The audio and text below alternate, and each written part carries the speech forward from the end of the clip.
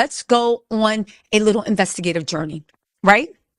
Because I was like, how could a bilge pump on a boat get damaged? Because I was like, this is just so weird. And it got fixed so quick. How could it get damaged? Could a fight? Could sabotage? What could happen? Listen to what ChatGTP has to say.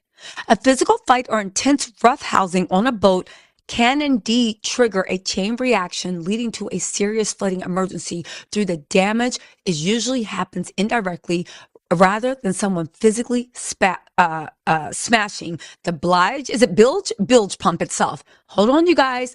Put this in your scenario. I think we might be on to something.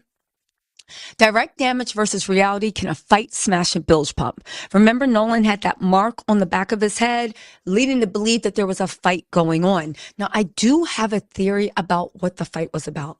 Remember when Nolan was on an interview? Well, I'll get to it, right? Directly destroying the bilge pump during a scuffle is unlikely. Bilge pumps are typically housed deep in the bilge sump and at the absolute lowest point on the hull, usually tucked beneath floorboards, engine mounts, and inspection hatches. Shoving someone on the deck or in the cabin won't directly impact the pump itself. However, a physical altercation can easily cause the kind of secondary damage that results in rapid flooding and a distress call. Hold on. There's more. Slamming into through hulls and seacocks. Both have various intake and discharge fittings for sinks, heads, live wells, and engine cooling below or near waterline. If someone gets slammed violently against a bulkhead, a cabinet, or hull side where these hoses and bronze plastic seacocks are located, a fragile or aged fitting can snap off entirely, letting water pour in at high pressure. Again, when they searched the boats, did they check for any of this? But there's more. Or straining and clogging the pump. A chaotic struggle in the cabin or the cockpit can easily kick up loose gear, dirt, hair, or trash into the bulge. If that debris gets sucked into the bulge pump's intake strainer, it will instantly clog the impeller, causing the pump to burn out or fail to move water just as it's needed most. Again, if there was a fight on the ship, all right? If there was a fight on the ship, it literally could have secondary caused the clogging of the bilge pump. A heavy impact against electrical panels or battery switches could trip breakers or short out the automatic float switch. If water is already entering the boat from an unrelated leak, a disabled electrical system means the automatic bilge pump won't kick in. Now, this is important to know. If someone stumbles into the helm controls during a scuffle, the boat could violently alter course, strike a dock or shallow rock, and breach the hull. Now, I don't think that happened at all, but my whole point is I want you to imagine how much a little skirmish on the boat for anything could make a difference. It's important to note that the boat rarely sinks just because a bilge pump stops working. And I remember how they were saying, oh my God, the boat's sinking. Sinking requires water to be actively entering the hull faster than it can escape. A bilge pump is technically an emergency backup or a way to handle minor condensation and rainwater. It's not designed to keep pace with a gaping hole in the hull. Now, again, he's saying it just got clogged and they were taking up water. But keep in mind this, right? Things that actually cause sinking level bilge and flooding failures. A hose clamp failure, stuffing box and shaft seal failure, or a stuck float slip. Now remember how they were saying they were taking on water so quickly? According to Gemini, ChatGPT and all these other things, they're saying that a stuck bilge pump does not cause rapid sinking. It has to be something more and something bigger because a bilge pump is a secondary pump on a boat to make sure water doesn't come in, not the first. You would need the failure of the first for it to come in. However, if it was damaged, it could have been easily damaged from a fight and somebody being knocked into stuff, right? Now, here's where it all comes together. And this is just my theory, but I think it's important to share. All right. I think that the reason nothing makes sense is because everybody is trying to make facts fit into a narrative that makes them innocent. Do you see what I'm saying? See, I think that Katie was around. I think that Nolan, I think Warren was there. I think everybody was there. I actually think that the bilge pump got damaged. I don't think enough to sink, but I think there was a fight on the ship, or it could have been, and the bilge pump got damaged. And they're trying to create a narrative as to why the bilge pump was damaged. Do you see what I'm saying? So there's a fight, all this stuff. They can't say there's a fight. All they can do is make a call saying, like, oh, my bilge punch damaged. They can't say, oh, Nolan got thrown into it. Nolan did this, Nolan did that, because then they'd have to explain where Nolan was. So they made a story about, oh my God, the bilge pump got damaged and we think the boat's sinking. And they put in a call to Cito at 4:30 as an alibi. So they would have an alibi as to where they were and what they were doing when around the time that nobody can remember where Nolan was. Now, keep in mind another thing, right? Let me just cook. I'm going somewhere. So again, I think they're all trying to make a narrative. So when they search the boat, how'd this bile pump get broken? Oh no, it's been broken. We were sinking.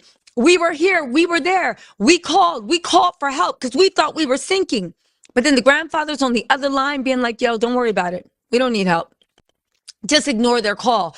But you clearly called to your grandfather and your grandfather told you to call in a dispatch, creating a narrative. And you were using that broken bile pump, whatever you want to call it. We'll call it the bile pump. You were using that broken pump as your excuse for calling. And that way nobody would actually ask, well, how did the pump get broken? Was it even broken? Something happened. Nolan got that mark in the back got that blood in the back. Well, but the bloody tissue in the back of his head. What happened? So what actually happened? Why do I think there was a fight on the boat? I think it all boils down to Katie. Katie's name keeps getting brought up. But more importantly, right? I think it's good in cases to look at what people say and what their words say. I thought it was very, very odd that Warren claimed, right? That Warren claimed that even though the boat was panicking, they were screaming at Nolan, Nolan, get the F on the boat! Get the F on the boat! If there were two other boats around, why would you be screaming to someone to get the F on a sinking boat in 31 feet? But there's more, right? Warren claimed the boat they arrived in was experiencing the issues.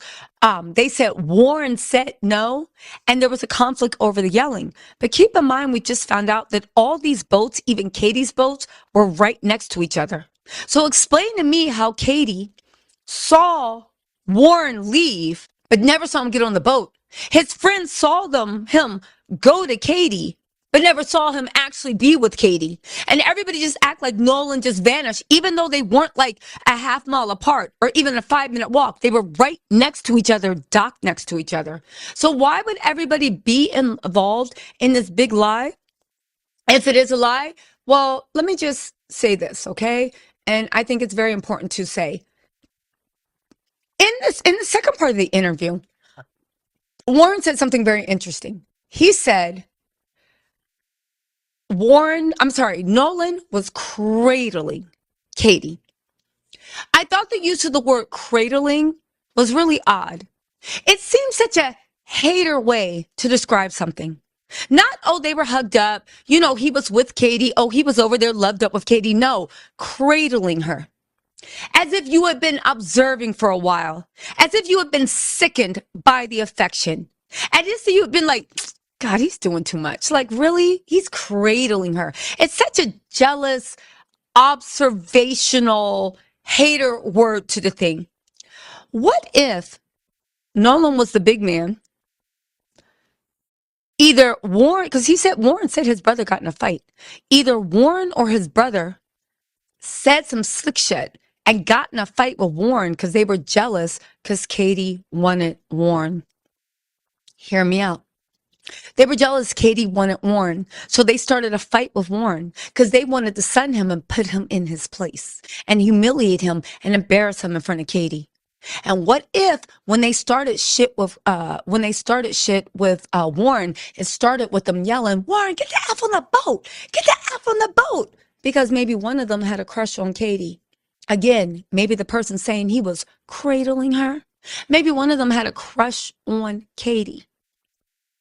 And they was yelling, Warren, get the F on the boat, get the F on the boat, because they was trying to cock block. And Warren got in a vote like, yo, what's your problem? And Warren and or his brother tried to sun Warren and humiliate him in front of Katie, because let's not forget, Katie's boat was like almost docked right next to it. They weren't miles apart. And in that thing of them trying to sun Katie, they went at it with Warren. Warren gave it right back to him. Somehow they got the better of him. Warren slipped on something. His head hit something. There was a fight in the hall, out of this, that, and the third. And now everybody is trying to make it go away. Again, you guys, listen, I don't know what happened, but there is a theory that is starting to take place in my head. And I know I'm just bringing the facts to you, but I'm really trying to work through it. And I would like for us to work through them together.